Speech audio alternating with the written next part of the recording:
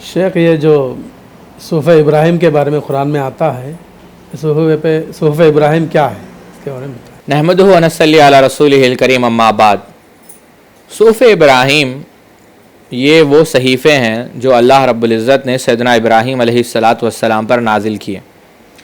اب آپ قرآن مجید میں عمومی طور پر متعدد مقامات پر کتابوں کا ذکر کیا گیا ہے۔ میں دو آیتیں آپ کے سامنے رکھتا ہوں۔ اللہ رب العزت نے قرآن مجید کے اندر، یہ سورہ بقرہ ہے، اللہ رب العزت نے کہا، آیا 136 آیت ہے، قولوا آمنا باللہ وما انزل الینا وما انزل الی ابراہیم و اسماعیل و اسحاق و یعقوب الاسباط وما اوتی موسیٰ و عیسیٰ وما اوتی النبیون من ربہم لا نفرق بین احد منہم ونحن لہ مسلمون۔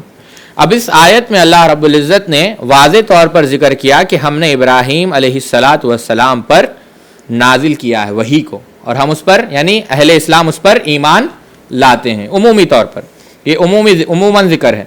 اور اللہ رب العزت نے سورہ عمران کے اندر بھی یہ آیت نمبر ہے 84، اللہ رب العزت نے کہا، قل آمنا باللہ وما انزل علینا وما انزل علی ابراہیم و اسماعیل و اسحاق و یعقوب الاسباط وما اوتی موسیٰ و عیسیٰ والنبیون من ربہم لا نفرق بین احد منہم ونحن لہ مسلمون۔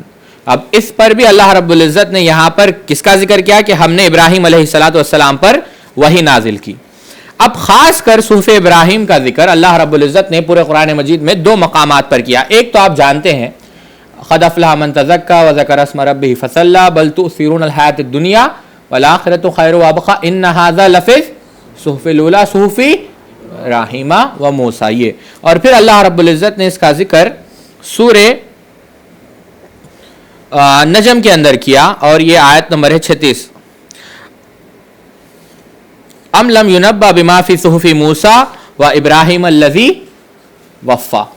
اللہ رب العزت نے سورہ نجم کے اندر بھی اس کا ذکر کیا۔ تو اب ان آیتوں سے یہ بات واضح ہوئی کہ اللہ رب العزت نے یہ صحیفے کس پر نازل کیے؟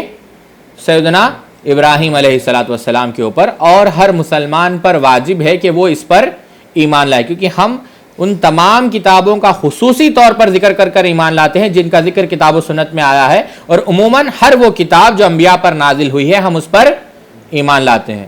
اور دوسری بات، اب لغت کے اندر اب آپ دیکھیے صحف جو ہے، امام ابن المنظور رحمہ اللہ لسان العرب کے اندر بیان کرتے ہیں، صحف جو ہے یہ اصل میں صحیفہ کی جمع ہے۔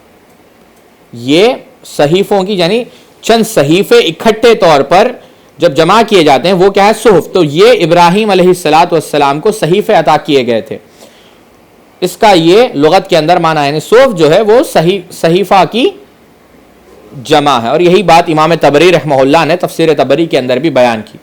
اب جہاں تک بات احادیث کا ہے تو احادیث کے اندر اس کا ذکر آتا ہے۔ مثال کے طور پر امام احمد بن حنبل علیہ الرحمہ المسند کے اندر نقل کرتے ہیں، سیدنا واصلہ ابن اسقر رضی اللہ تعالیٰ عنہ روایت کرتے ہیں کہ اللہ کے رسول صلی اللہ علیہ وسلم نے فرمایا کہ صحف ابراہیم کو پہلی رمضان کی پہلی رات کو نازل کیا گیا، اور یہ حدیث صحیح ہے۔ یہ روایت واصلہ ابن اسقر رضی اللہ تعالیٰ عنہ نے بیان کی، اور اللہ کے رسول صلی اللہ علیہ وسلم سے یہ بات ثابت ہے۔ امام احمد نے اس کو مسند میں نقل کیا۔ ایک روایت یہ بھی ملتی ہے جو امام ابن حبان رحمہ اللہ نے اپنی صحیح کے اندر نقل کیا کہ لیکن اس روایت کے متعلق اہل علم کے درمیان اختلاف ہے۔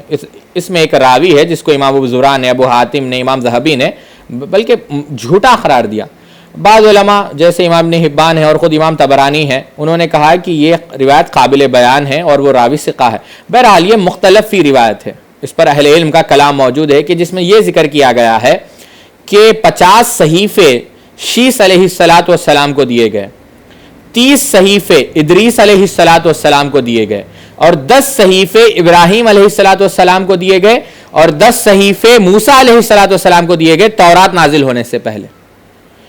ایک روایت جو امام ابن حبان رحمہ اللہ نے اپنی صحیح کے اندر نقل کی، لیکن اس روایت کو امام شعیب الارناؤط شیخ شعیب الارناؤط رحمہ اللہ نے بھی اور علامہ البانی رحمہ اللہ نے بھی ضعیف قرار دیا، اور یہ قابل بیان نہیں ہے۔ لیکن بس آپ کے علم کے لیے رکھ رہا ہوں کہ جب یہ روایت ابو ذر سے ہے کہ پوچھا گیا کہ صحف ابراہیم میں کیا ہے، تو اس وقت یہ کہا گیا کہ صحف ابراہیم میں امثال ہے اور اس کے اندر یعنی یہ باتیں بیان کی گئی بادشاہ کے متعلق، مظلوم کے متعلق کہ مظلوم کی دعا کو اللہ تعالیٰ قبول کرنے والا ہے، اگرچہ وہ مظلوم کافر ہی کیوں نہ ہو۔ انسان کو چاہیے کہ ایک گھڑی اللہ کی عبادت میں لگائے، ایک گھڑی احتساب کرے، ایک گھڑی تفکر کرے کائنات پر، عقل مند آدمی ہے وہ۔ تو یہ جو الفاظ یہ جو روایتوں میں بیان کیے گئے ہیں یہ کسی حدیث سے ثابت نہیں ہے۔